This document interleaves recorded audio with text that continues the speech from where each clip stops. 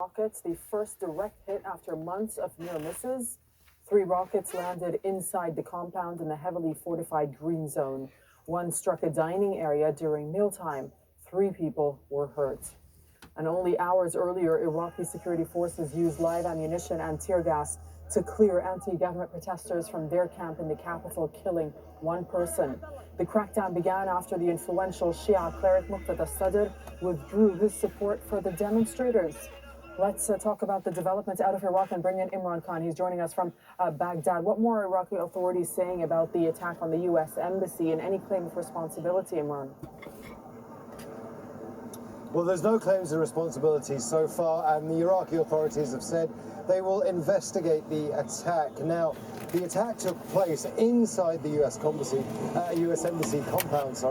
Let me give you some of the geography. Once you walk in through the perimeter, it's actually quite far inside the compound itself. When you get to the dining area, it's near the residential area. So the fact that they were able to hit so far inside is going to be alarming for the U.S. authorities. Now, both the U.S. and the United Nations have issued statements saying they want the Iraqis to make sure, as per the agreements between them both, that their embassy compounds are actually secure. Now, this is the 3rd attack on the U.S. Embassy since January. The last one was January 13th. Now, we're hearing it took place around 8 p.m. on Sunday evening. About 5 rockets were fired into the green zone where the embassy is, and 2 of those landed inside. In previous attacks, what we've seen is retaliatory strikes from the U.S. against PMF targets. That's the Shia militias that are being blamed for this particular attack by the U.S.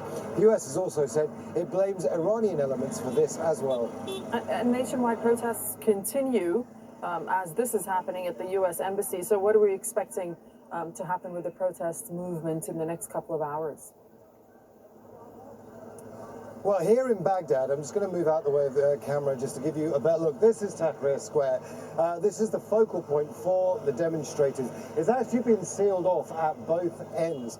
But beyond the seal, in Wathba Square, which is just over there, about 2 squares down, there are clashes currently taking place between police and protesters. The protesters are trying to move the perimeter of the sit-in closer into central Baghdad.